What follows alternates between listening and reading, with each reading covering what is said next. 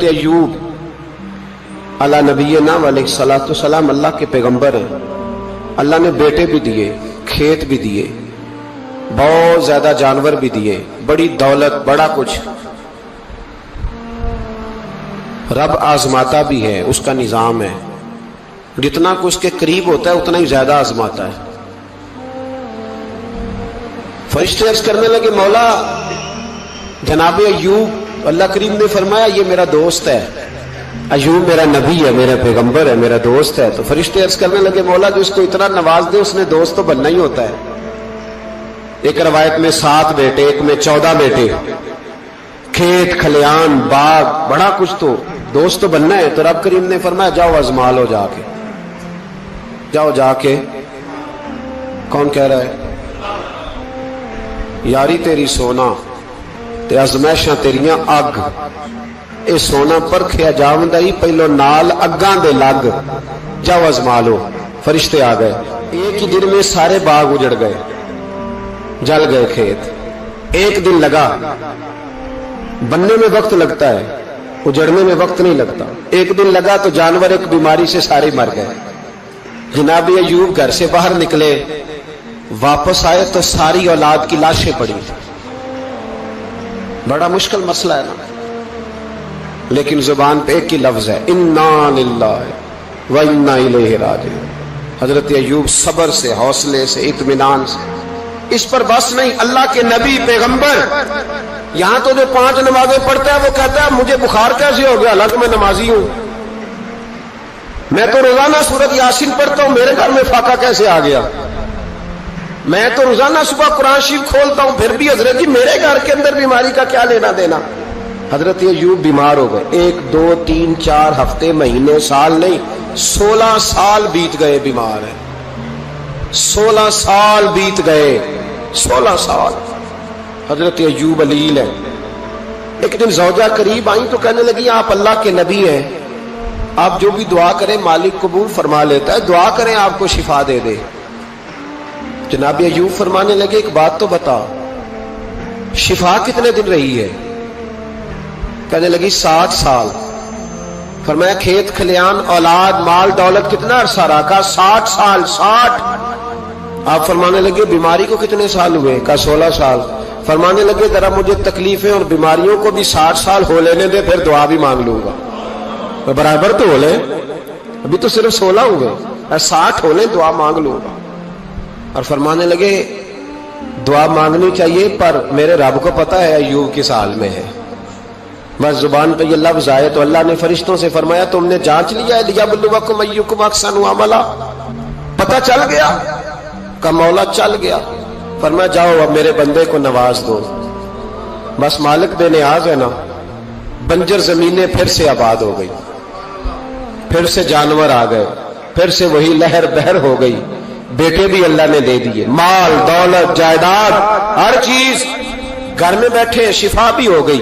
حضرت ایوب کی زوجہ قریب بیٹھی ہے، سکھوں کے دن آ گئے. پوچھنے لگی ایوب ایک مسئلہ پوچھنا ہے. ایک بات ذہن میں آئی، اجازت دے تو دریافت کروں؟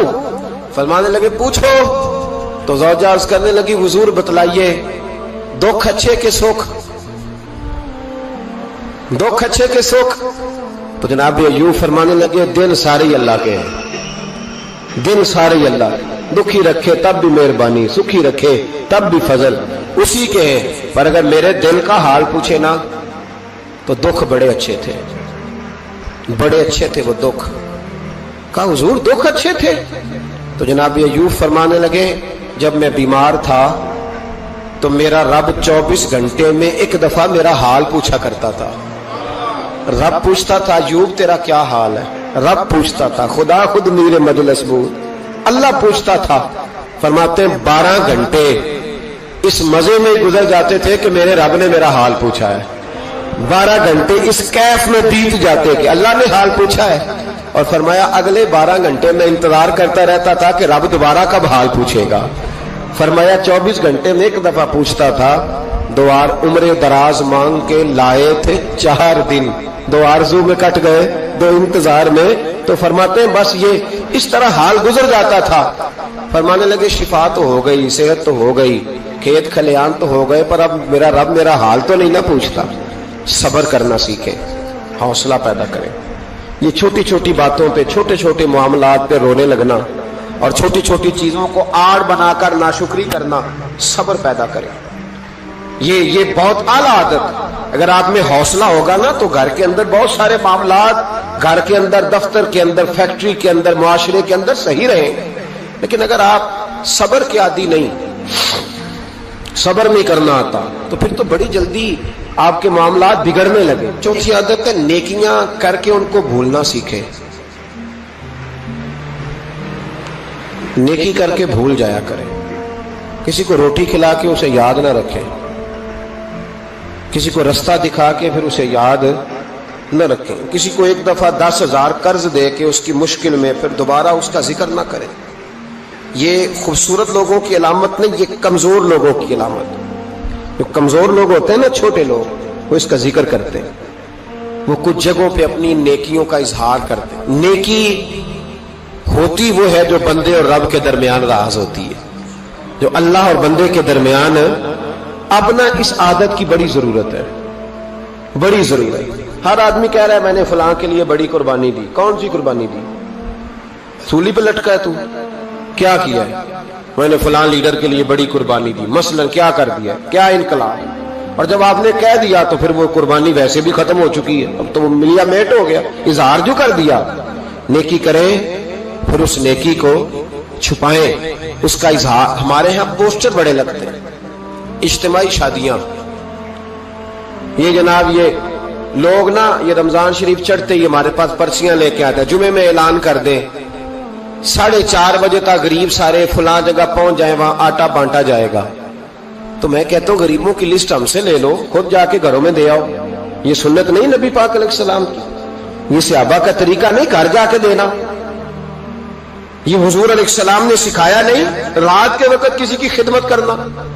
پہلے لوگ غریب کی بیٹی کو اپنی بیٹی سمجھتے تھے, اب غریب کی بیٹی کی شادی ہوتی ہے اجتماعی شادی میں, بڑا بورڈ لگایا جاتا ہے, پھر اخبار پہ فوٹو ہوتی ہے دولہے کی, یعنی اس کی ویڈیو بناؤ تاکہ اس کے پوتے بھی کل کو کہیں کہ ہماری دادی کی شادی خیرات میں ہوئی تھی, ہمارے دادا کا نکاح خیرات میں ہوا.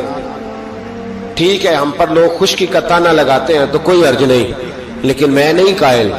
مجھے کہتے ہیں جی محفل میلاد پر ہم 11 بچیوں کی شادی کرائیں گے, تو میں کہتا ہوں آپ کو کیا ضرورت ہے. جو اگر کچھ شوگر کی پٹی بھی باندھنی چاہیے. حضرت ایوب 18 سال بیمار رہے, زوجہ کہنے لگی دعا کر لو, تو آپ فرمانے لگے بی بی سے کہ صحت کتنی دیر رہی؟ اس نے کہا 60 سال. تو آپ فرمانے لگے ذرا بیماری کو بھی 60 سال گزر لینے دو, پھر دعا بھی کر لیں.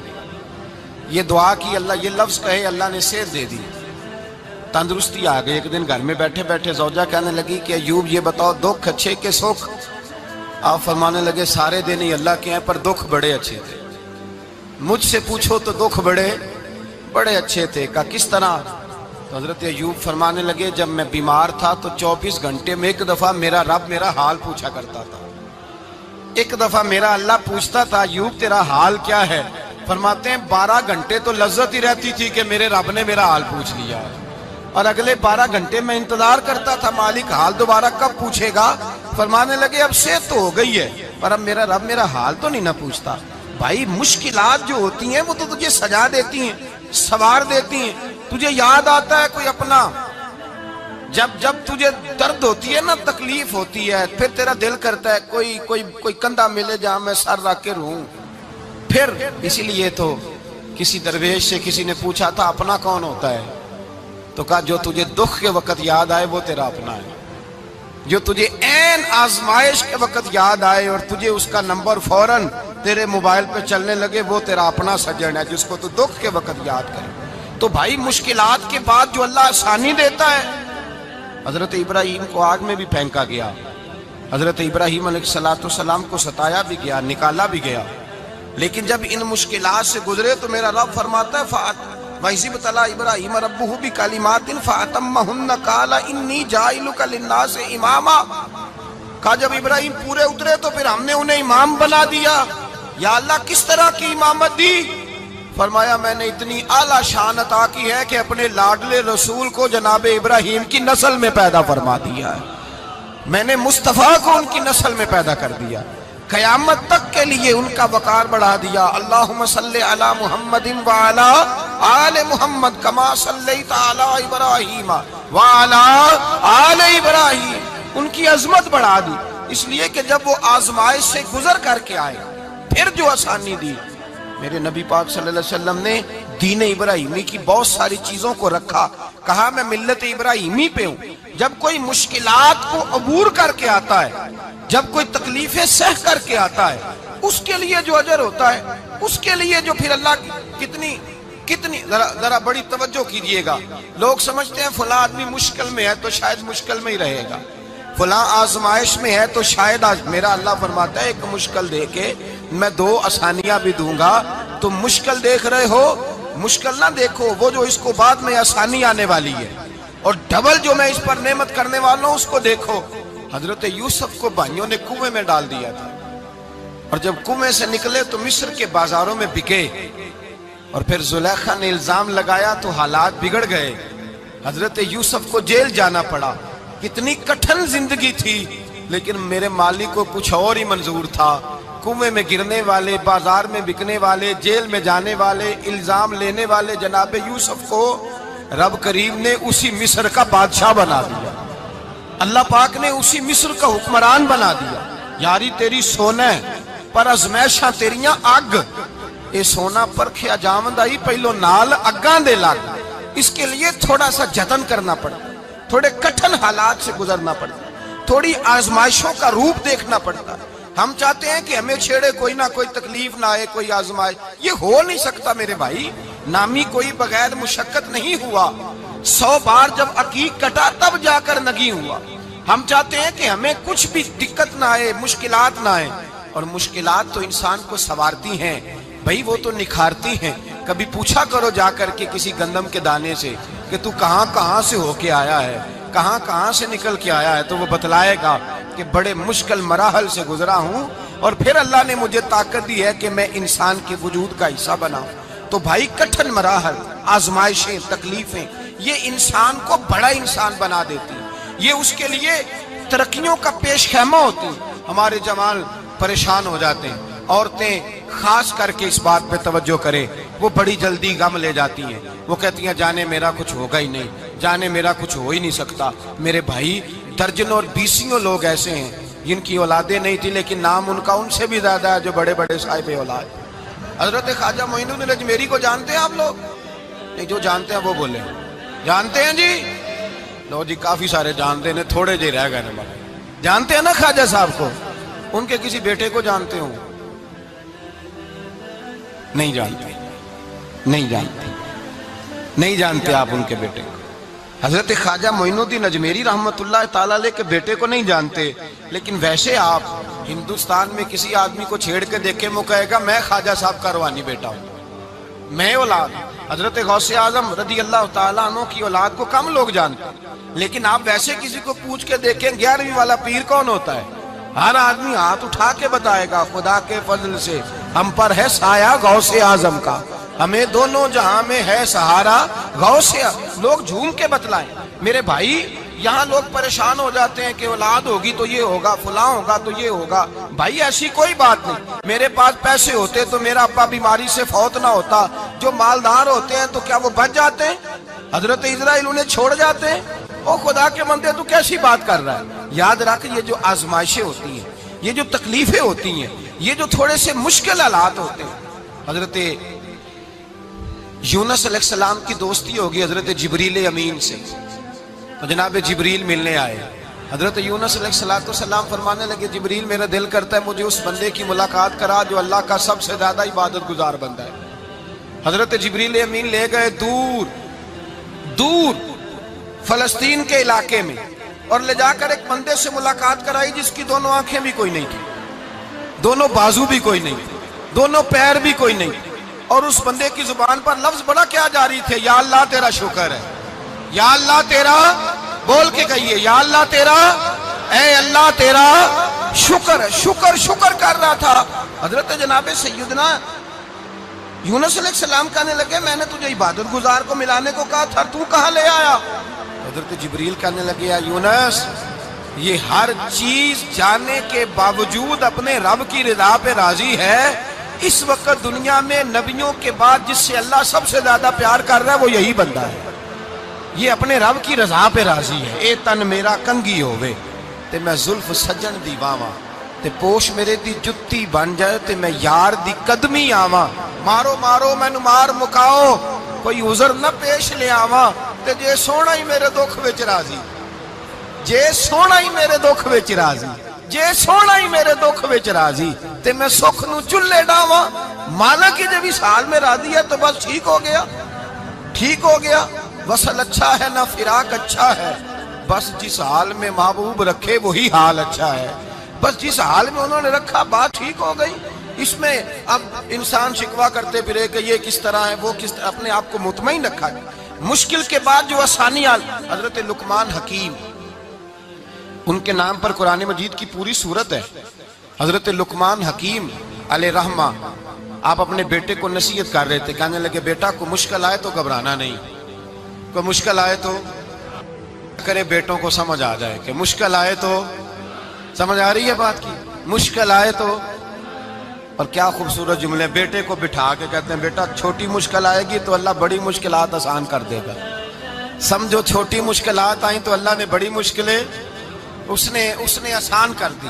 اور آپ کو بتاؤں اصل انسان ہوتا ہی وہ ہے جو مشکلوں میں جینے کا ڈھب سیکھ جاتا ہے، وہ بن جاتا ہے جو کرب کے حالات میں جینے کا سلیقہ سیکھ جائے۔ اپنے بچوں کو یہ سمجھانا، حضرت لقمان بیٹے مشکل آئے تو گھبرانا نہیں، بڑی کو ٹال دیتی ہے، وہ نیکی کا اور آسانی کا پیش خیمہ ہوتی ہے۔ اللہ اس کے بعد آسانی سمجھا رہے ہیں۔ کچھ دنوں کے بعد کہنے لگے آؤ فلاں اللہ کے نبی کی ملاقات کو چلیں، فلاں نبی علیہ السلام سے ملنے چلتے ہیں۔ اس زمانے میں جو نبی تھے ان سے ملنے چلے گئے۔ بیٹے کو بات یاد تھی، گھوڑے پہ بیٹھے، امام ابن جوزی نے اس کو لکھا ہے، گھوڑے پہ بیٹھے تھے دونوں کے پاس گھوڑے تھے۔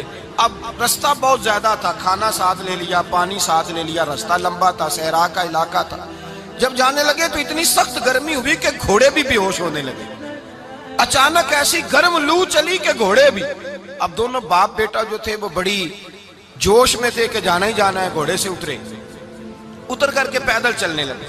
اب پیدل چلتے چلتے ذرا آگے گئے تو اب گرمی میں جتنا بندہ پیدل چلتا ہے اتنا پیاس بھی زیادہ لگتی ہے، تو پانی پیتے رہے، کھانا کھاتے رہے، کھانا پانی بھی ختم ہو گیا۔ تھوڑا آگے چلے نا، اس قدر تکلیف بڑھی کہ حضرت جناب لقمان کے بیٹے کے پیر کے اندر ایک ہڈی پیوست ہو گئی، اتنی بڑی ہڈی تھی وہ اندر ہی چلی گئی، پیر خون کے فوارے گرنے لگے، بیٹا بے ہوش ہو گیا۔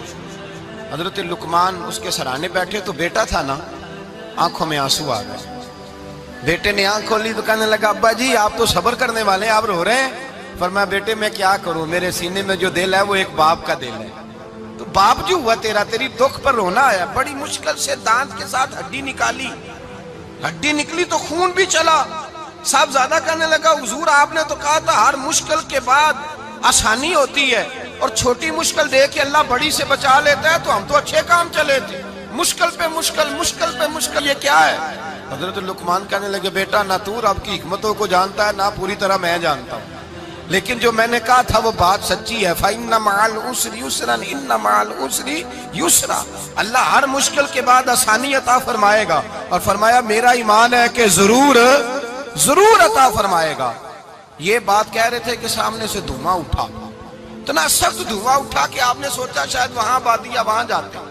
وہاں چلنے لگے تو پیچھے سے کسی نے آواز دی ٹھہر جاؤ، رکو، وہیں رک گئے۔ تھوڑی دیر گزری تو کہا رک جاؤ، جب رکے تو ایک بولنے والا بولا، کہنے لگا تمہارے لیے تھوڑی دیر کے بعد جانوروں کا بندوبست کر دیا جائے گا، کھانے کا بھی بندوبست ہو جائے گا، بچے کا پیر بھی صحیح ہو جائے گا، چلے جانا، لیکن ذرا ٹھہرو۔ حضرت لقمان کہنے لگے بولنے والے تو کون ہے؟ تو کہنے لگے میں اللہ کا فرشتہ ہوں، میں اللہ کا فرشتہ ہوں۔ کہا اللہ کے فرشتے اور یہ سارا کچھ کیا ہے؟ تو فرشتہ کہنے لگا اصل بات یہ ہے کہ سامنے بستی پر مجھے عذاب نازل کرنے کا حکم ملا تھا، آپ بڑی تیزی سے آ رہے تھے، میں نے رب سے دعا کی کہ اللہ اس باپ بیٹے کی غلطی کوئی نہیں، مہربانی فرما۔ رب نے پہلے آپ کو صحرا میں الجھایا، پھر میری دعا کی برکت سے آپ کے گھوڑے ٹھہر گئے، پھر میری دعا کی برکت سے آپ کا پانی ختم ہوا، پھر میری دعا کی برکت سے آپ کے بیٹے کو زخم آیا، پھر میری دعا کی برکت سے سامنے سے دھواں اٹھا۔ فرمایا یہ جو تمہیں مشکل پہ مشکل آ رہی تھی، یہ تو میرا رب تمہیں عذاب سے بچانا چاہ رہا تھا۔ یہ جو تمہیں مشکل پر مشکل آ رہی تھی تو میرا مالک تمہیں عذاب سے بچا رہا تھا، تم سمجھ نہیں رہے تھے۔ حضرت لقمان نے بیٹے کی طرف دیکھا تو بیٹے کہنے لگے ابا جی بات بالکل سچی ہے، افضل الذکر لا الہ الا لا الہ الا، اور پھر پڑھنے لگے حسبنا اللہ و نعم الوکیل نعم المولا و نعم النصیر۔ یہ ورد ہونے لگے۔ بھائی جب تجھے مشکل آتی ہے، آزمائش آتی ہے، تو اس وقت سمجھتا ہے پتہ نہیں میرے ساتھ کیا بننے لگا ہے۔ اللہ تبارک و تعالیٰ چھوٹی مشکل دے کے تجھے بڑی سے محفوظ رکھتا ہے، چھوٹی بیماری دے کے تجھے بڑی سے محفوظ رکھتا ہے۔ بلکہ میں ایک دفعہ ایک تکلیف میں، ایک آزمائش میں مبتلا ہو گیا، تو میں نے اپنے حضرت سے کہا کہ حضور سارے دکھ کٹھے ہی آ گئے، کیا کیا جائے؟ تو آپ فرمانے لگے بڑے خوش نصیب ہو، جوانی میں اللہ نے دکھ دے دیے، بڑھاپے میں آئے تو برداشت نہیں ہوتے، یہ تو بڑے وقت پہ آ گئے، شکر ادا کرنا چاہیے، اس زمانے میں برداشت نہیں ہوتے، اب آسانی ہے، ان کو برداشت کرو، ہمت کرو۔ میرے بھائی یاد رکھیں، آزمائشیں تکلیفیں آپ کو بڑا کرنے کے لیے آتی ہیں۔